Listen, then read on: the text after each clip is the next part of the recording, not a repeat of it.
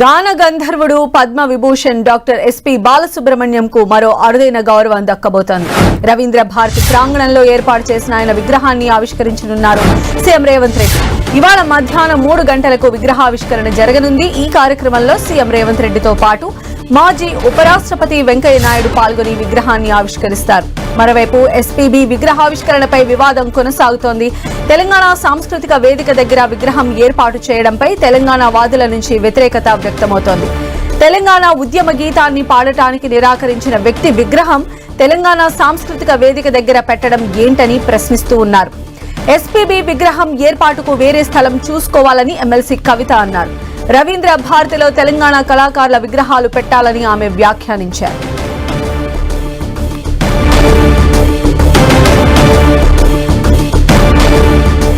మరిన్ని అప్డేట్స్ తెలుసుకుందాం. మా ప్రతినిధి కొండల్ మనకు అందుబాటులో ఉన్నారు. కొండల్,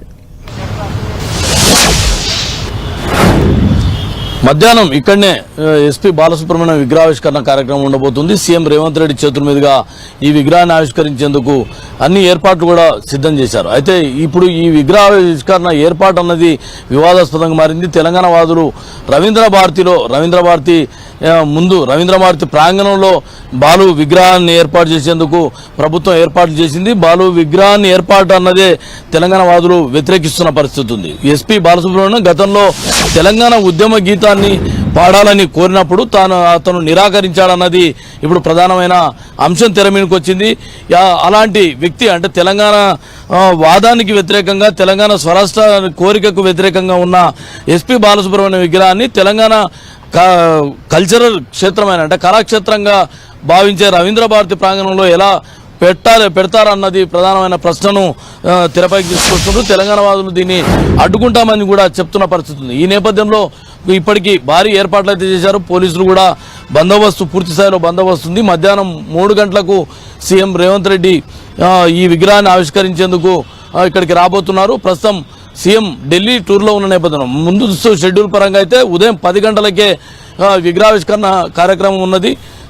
ఢిల్లీ టూర్లో ఆలస్యంగా అయిన నేపథ్యంలోనే మధ్యాహ్నం సీఎం రేవంత్ రెడ్డి హైదరాబాద్ రానున్నారు. అక్కడ నుంచి నేరుగా ఇక్కడ బాలు విగ్రహావిష్కరణ చేయబోతున్నారు. అయితే దీని పట్ల తెలంగాణ వాదులు వ్యతిరేకిస్తున్న వారందరూ కూడా దీన్ని అడ్డుకుంటామంటున్నారు. మరోవైపు రాజకీయ పార్టీలు కూడా దీనిపై భిన్నాభిప్రాయాలు చెప్తున్న పరిస్థితి ఉంది. ఎస్పీ బాలసుబ్రహ్మణ్యానికి ప్రాంతాలతో ముడిపెట్టడం సరికాదన్న వాదాన్ని వినిపిస్తున్నాయి. ఎందుకంటే ఎస్పీ బాలసుబ్రహ్మణ్యం అంటే ఒక టవర్ పర్సనాలిటీ, లెజెండరీగా ఉన్నారు. ఇండస్ట్రీలో దాదాపు 40,000కు పైగా పాటలు పాడిన ఏకైక గాయకుడు దేశంలోనే ఎస్పీ బాలు ఉన్నారని చెప్పుకోవచ్చు. ఇలాంటి వ్యక్తికి ప్రాంతాలను ఆపాదించడం ఏంటన్న ప్రశ్న కూడా లేవనెత్తుతున్న పరిస్థితి ఉంది. ప్రాంతాలకు అతీతంగా చూడాలి.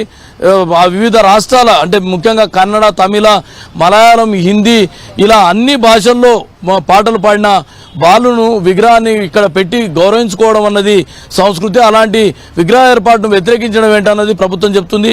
ఇక్కడ కళాక్షేత్రంగా ఉన్న రవీంద్ర భారతిలో ఒక కళాకారునికి అరుదైన గౌరవం ఇవ్వాలన్న భావంతోనే తెలంగాణ ప్రభుత్వం ఇక్కడ విగ్రహాన్ని ఏర్పాటు చేసింది. పద్మవిభూషణ్ గా ఆయనకు కేంద్ర ప్రభుత్వం కూడా గుర్తించిన పరిస్థితి ఉంది, అవార్డు ఇచ్చిన పరిస్థితి. ఈ నేపథ్యంలోనే అతన్ని ఒక కళాకారునిగానే చూడాలన్నది ప్రభుత్వం చెప్తుంది.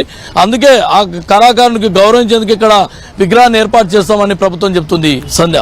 రైట్ కొండల్.